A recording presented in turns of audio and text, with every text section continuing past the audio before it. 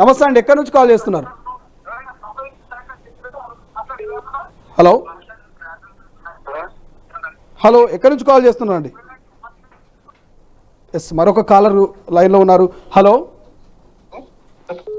Hello hello, ఎక్కడి నుంచి call చేస్తున్నారండి? సార్, నేను ఇక్కడ కొత్తూరు మండల్ షాద్నగర్ నుంచి కాల్ చేస్తున్నాను. ఓకే, ఎన్ని ఎకరాల భూమి ఉందండి? మీరు ఎంత తీసుకున్నారు, లోన్ ఎంత తీసుకున్నారు, ఏంటి మీ? నాకు 1 ఎకరా 5 గుంటలు ఉంది సార్. అయితే నాకు లిస్ట్ లో పేరు వచ్చింది కానీ అమౌంట్ అయితే పడలేదు, మెసేజ్ రాలేదు. ఓకే, మరి బ్యాంకు వెళ్ళే ప్రయత్నం చేసిరా సార్? మరి నా లిస్టులో నా పేరు వచ్చింది, నా అమౌంట్ మరి ఎందుకు క్రెడిట్ కాలేదని మన బ్యాంకర్లను అడిగే ప్రయత్నం చేసిరా? బ్యాంకు నిన్న పోతే అడిగితే ఇంకా ఇంకా రాలేదు, నీ అకౌంట్ లో అమౌంట్ రాలేదు, ఇంకా మేబీ పడతాదేమో చూద్దామని అంటుండు. అంటే మాఫీ అయ్యే అవకాశం ఉందనేటువంటి ఒక భరోసా ఏమని ఇచ్చిందా అష్యూరెన్స్ బ్యాంకర్లు? అంటే మీరు ఎలిజిబుల్ గా ఉన్నారు అన్ని రకాలుగా అనే ఒకటి నమ్మకం ఏమని ఇచ్చిందా మీకు? మాకేం అట్లేం చెప్పలేరు. లిస్ట్ లో అయితే పేరు వచ్చింది, లిస్ట్ లో పేరు వచ్చింది కూడా చూపించాను, ఇంకా రాలేదు రాలేదు అంటున్నాడు. మరి చూసుకోండి, కావాల్సే చూసుకోండి అని అంటున్నారు. మీ పక్క పొలంలో, మీ పక్కింటిలో, లేకపోతే మీ దోస్తులో చుట్టాలు ఎవరికైనా పడ్డాయా? సార్, వాళ్ళకు పడ్డాయి, వాళ్ళకు మెసేజ్ కూడా వచ్చింది. నాకు లిస్ట్ లో పేరు వచ్చింది కానీ అమౌంట్ అయితే పడలేదు, మెసేజ్ రాలేదు. 1 ఎకరా 5 గుంటలు ఉంది. నేను తీసుకున్నది 2020లో తీసుకున్నాను, మధ్యలో నేను రెన్యువల్ చేసుకున్నాను, ఇంకా ఇప్పటి వరకు రాలేదు సార్. ఇంకా ఓకే, అక్కడ బ్యాంకులో ఒక అధికారిని కూడా మేము నియమిస్తా ఉన్నాము, అగ్రికల్చర్ సంబంధించినటువంటి అధికారులు కూడా మీ సమస్యలు ఉంటే వాళ్ళు సంప్రదించవచ్చు అని కూడా రాష్ట్ర ప్రభుత్వం చెప్తున్నది. ఇంకోటి ఏంటంటే సార్, నా చుట్టుపక్కల వాళ్ళకి అయిన వాళ్ళకి ఏంటంటే, మనకు రుణమాఫీ అయిన వాళ్ళకి వడ్డీతో సహా కంటిన్యూషన్ చేస్తున్నారు కదా సార్. అయితే వాళ్ళు వడ్డీ అడుగుతున్నారు, రెన్యువల్ చేస్తేనే మేము మాఫీ చేస్తా, మొత్తం క్లియర్ చేస్తామని అడుగుతున్నారు, చెప్తున్నారు బ్యాంకులో. రేపు ₹1,00,000 మీరు రెన్యువల్ చేయాలి, చేస్తేనే మేము క్లియర్ చేస్తాము అంటున్నారు. ఓకే, గ్రామీణ బ్యాంక్ లో, ఏపీజీవి బ్యాంక్. ఓకే, సో బ్యాంకర్లు కూడా డిమాండ్ చేస్తారు అయితే దొరికిందే సందుగా. ఇప్పుడు మీరు ఎవరైతే పెండింగ్ లో ఉన్నటువంటి ఇంట్రెస్ట్ కడితే గానీ ఈ అర్హులైనటువంటి ₹1,00,000 రుణమాఫీకి మేము యాక్సెప్ట్ చేయమంటున్నాం, అయితే యాక్సెప్ట్ చేస్తామంటున్నారు. ఇంకోటి ఏంటంటే, నా లోన్ బుక్ చెక్ చేపిస్తే నీకు ఇంకా పడలేదు అంటున్నారు. కాసేపు పడినట్టు ఏదో అంటున్నాడు, లేదంటే పడలేదు చూసుకోమంటున్నాడు. ఆయన చేస్తున్నాడో తెలియదు, మామూలుగా ఏం చేస్తున్నాడో తెలియట్లేదు ఈ గ్రామీణ బ్యాంక్ లో.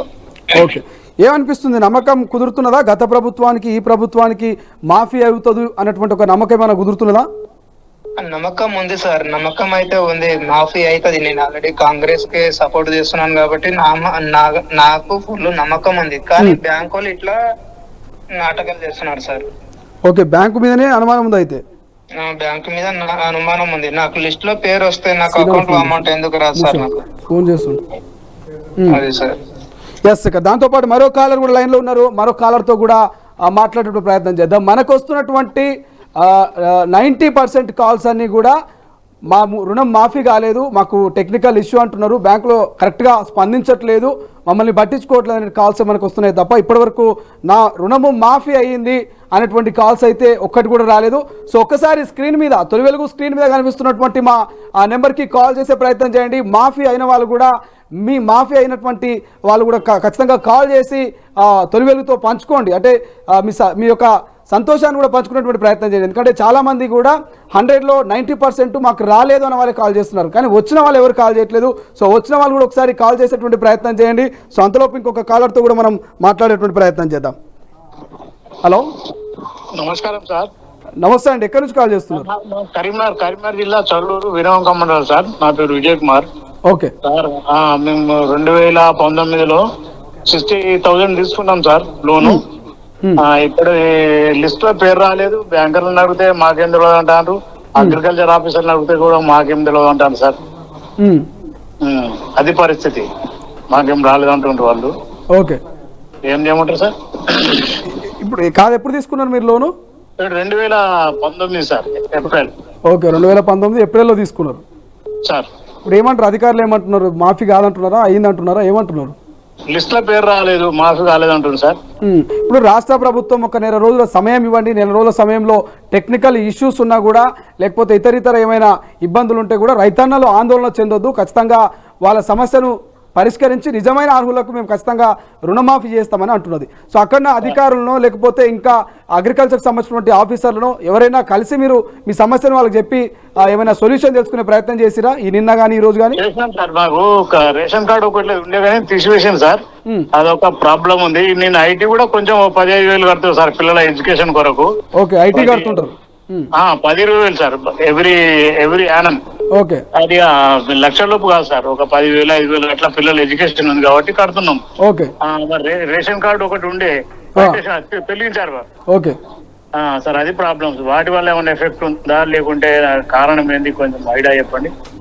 ఒక్కసారి అంటే మనకున్న సమాచారం ప్రకారం అయితే రాష్ట్ర ప్రభుత్వం దాదాపు 16,000 మంది రైతుల ఖాతాలని కొంత ఫ్రీ ఆడిట్ చేసేటువంటి ప్రయత్నం చేస్తున్నట్టు తెలుస్తోంది. ఎందుకంటే సమస్యలు కొన్ని టెక్నికల్ ఇష్యూస్, కొంత వాళ్ళు తీసుకున్న లోనుకు కంటే ఎక్కువ కూడా ఇంట్రెస్ట్లు ఉండడం, ఇవన్నీ సమస్యల్ని పరిగణలోకి తీసుకొని కొంత ఆడిట్ నిర్వహించేటువంటి అవకాశం మీద కనిపిస్తుంది. ఒక్కసారి మీ మీ మీ ప్రాంతంలో ఉన్నటువంటి కేసీఆర్ ప్రభుత్వంలో మా ప్రభుత్వం పే చేయలేదు సార్. అప్పటి నుంచి కూడా ఇంట్రెస్ట్ చేయలేదు, రెన్యువల్ చేయించలేదు, కట్టడం లేదు 5 years నుంచి. ఓకే, లోన్ కూడా కట్టలేదు, రెన్యువల్ కూడా చేయించలేదు. అంటే ఒక్కసారి మీ దగ్గరలో ఉన్నటువంటి అధికారులను ఒక్కసారి కలిసే ప్రయత్నం చేయండి. నాకు తెలిసి మేబీ రాష్ట్ర ప్రభుత్వం అంతా కూడా సాఫీగా జరుగుతుంది, సాఫీగా జరగాలి. రైతన్నలు ఎక్కడ కూడా ఆందోళనకు గురి కాకుండా వాళ్ళని ఖచ్చితంగా వాళ్ళ సమస్యల్ని మేము సాల్వ్ చేసేందుకే ఉన్నాం. ప్రజాపాలన అంటుంది కాబట్టి ఒక్కసారి అక్కడ అధికారులను కలిసేటువంటి ప్రయత్నం చేయండి. చాలామంది కాల్స్ చేస్తున్నారు. మరో కాలర్తో కూడా మనం మాట్లాడేటువంటి ప్రయత్నం చేద్దాం. ఎస్, ఒక్కసారి హలో హలో ఒక్కసారి మీ మొబైల్ వాల్యూమ్ తగ్గించండి. హలో, కంటిన్యూ కాల్స్ వస్తూ ఉన్నాయి తొలి వెలుగుకి అయితే. హలో, ఒక్కసారి మీ వాల్యూమ్ తగ్గించుకోండి. హలో, నమస్తే అండి, ఎక్కడి నుంచి కాల్ చేస్తున్నారు? వరంగల్ నుంచి. అన్న మీ పేరన్నా? క్రాంతి. రాజశేఖర్ గారు, మీరు లోన్ ఎప్పుడు తీసుకున్నారు, ఎంత అమౌంట్ తీసుకున్నారు? మీరు నిన్న మొన్న ఈ 1,00,000 రూపాయలు 2,00,000 రూపాయల రుణమాకు సంబంధించి రైతన్నలంతా కూడా రైతు వేదికల వద్ద సంబరాలు చేసుకున్నారు, మీరు అవన్నీ చూసిరు. సో బ్యాంకుకు వెళ్ళిరా, మీకు మెసేజ్ వచ్చిందా, పరిస్థితి ఏంటి అక్కడ? సార్, అసలైన రైతులకు అన్యాయం జరుగుతాం సార్. ఇది ఏంటంటే నాకు 32 గుంటలు సార్, దాన్ని వ్యవసాయం చేసుకుంటాను కానీ మా వ్యవసాయ బ్యాంకులో పోయి లోన్ కి అప్లై చేశాను సార్. నాకు లోన్ మంజూరు చేయలేదు. తర్వాత నేను అది చేయకపోతే గోల్డ్ లోన్ పెట్టుకొని వ్యవసాయం చేసుకున్నాను సార్ నేను. దాంతో అమౌంట్ వచ్చింది చేసుకున్నాను. నాకు ఇంతవరకు మంజూరు చేయలేదు, అది నాకు మాఫీది కూడా రాలేదు సార్. ఇంత అన్యాయం జరుగుతుంది. మరి 32 గుంటల వాళ్ళకు డబ్బు అవసరం ఉంటుంది కదా సార్ అసలు. అవును, ఇంత అన్యాయంగా ఇట్లా చేస్తారు సార్. వాళ్ళు పొలిటికల్ గానే సార్. ఇది కూడా మా దగ్గర ఉన్న పొలిటికల్ లీడర్స్ ఇట్లా చేసి మాకు లోన్ కూడా మంజూరు చేయట్లేదు. మరి అర్హులకు ఎందుకు రా సార్? నాకు ఇంతవరకు లోన్ తీసుకోలేదు. మా డాడీ తీసుకున్నప్పుడు అన్ని కట్టేసిండు, నాకు ఇంతవరకు రాలేదు సార్. నాకు 30 గుంటలకు నీకు లోన్ రావట్లేదు ఇప్పటి వరకు? ఇంతవరకు రూపాయి రాలేదు సార్. అప్లికేషన్ పెట్టినట్టే ఉన్నది. ఎన్నోసార్లు దిగాను సార్. విరక్తి కలిగి బంద్ చేసి మా బాధపడి ఇంట్లో మా భార్యది గోల్డ్ తీసుకుపోయి లోన్ తీసుకొచ్చుకున్నాం సార్. ఓకే, అంటే ఏంది కారణం ఏంటంట? బ్యాంకర్లను మీరు అడిగిరా మాకు లోన్ ఇవ్వకపోవడానికి కారణం ఏంటని? మాకు కాలేదు సార్, మాకు కాలేదు, మీకు కాదు మేమేం చెప్తా అంటున్నారు సార్ వాళ్ళు. ఇదే చెప్తున్నారు. వాళ్ళు తీసుకునే వాళ్ళందరూ తీసుకుంటున్నారు, వాళ్ళందరూ బాగుపడుతున్నారు సార్. ఇది అన్యాయం జరుగుతుంది అని ఆవేదన మీ తొలి వెలుగు దానిలో చూస్తున్నాను. కామెంట్ కూడా పెట్టాను నేను. ఓకే సార్, అర్హులకు మాత్రం అన్యాయం జరుగుతుంది సార్. ఇది మీరు మీ ద్వారా తెలియజేయాలి.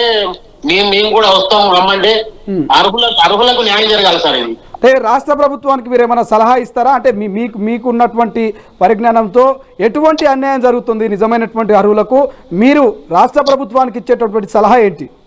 ఒకటే సార్, వాళ్ళ భూమి వివరాలు చూసి వాళ్ళకి ఏం లోన్ ఉన్నది, ఎట్లా వాళ్ళ ఆర్థిక పరిస్థితి ఎట్లా, దాన్ని బట్టి వాళ్ళు సార్ అసలు ఆర్థిక పరిస్థితి బాగాలేక, ఉద్యోగం లేక ఇబ్బందులు పడకుండా, ఏం లేకుండా ఇబ్బంది పడేటోళ్ళని కాపాడకుండా ఎవరు ఎకరాలు ఉన్న వాళ్ళు పైరవులు ఉన్న వాళ్ళే చేసుకుంటాను సార్. ఇది ఓకే, ఇది మెయిన్ గా ఏంటంటే పైర ఉన్న వాళ్ళకు నడుస్తాను సార్. ఈ అన్యాయం ఎప్పుడు జరుగుతూనే ఉన్నది ఇది. ఓకే, సో రాజకీయంగా పలుకుబడి ఉన్న వాళ్ళు ఎక్కువగా దీన్ని ఉపయోగించుకుంటున్నారు అయితే సార్. ఇది మామూలు ఇప్పుడు నాకు 32 గుంటలు వచ్చింది సార్. వ్యవసాయం మా అన్నయ్యకి నాకు తెలిసి నేను కౌలు చేసుకుంటున్నాను కలిసి. నాకు వ్యవసాయానికి పెట్టుబడి లేక మా నాన్న రిటైర్డ్ ఎంప్లాయీ చనిపోయాడు. ఆయన నాకు నేను చదువుకున్నాను సార్, MBA BEd చేశాను. ఉద్యోగం కూడా లేక నేను ఇది చేసుకుంటూ ఒక ఫ్లోర్ మిల్ పెట్టుకున్నాను. నాకు ఆధారం ఇవ్వకుండా ఈ గవర్నమెంట్ తోటి ఏది ఉపయోగం కాలేదు సార్ నాకు. పోనీ గత ప్రభుత్వంలోనైనా ఏమైనా లబ్ధి పొందేటువంటి అవకాశం ఉండేనా మీకు? సంక్షేమ పథకాల ద్వారా కావచ్చు, ఉద్యోగాలు కావచ్చు, ఇతరితర.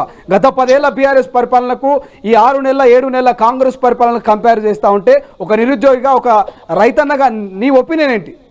సార్ ఇది ఆ గవర్నమెంట్ పూర్తిగా నష్టపోయారు సార్. ఫస్ట్ పాయింట్, ఓకే, 10 ఏళ్ళు వాళ్ళు నిరుద్యోగులను మొత్తం మోసం చేశారు.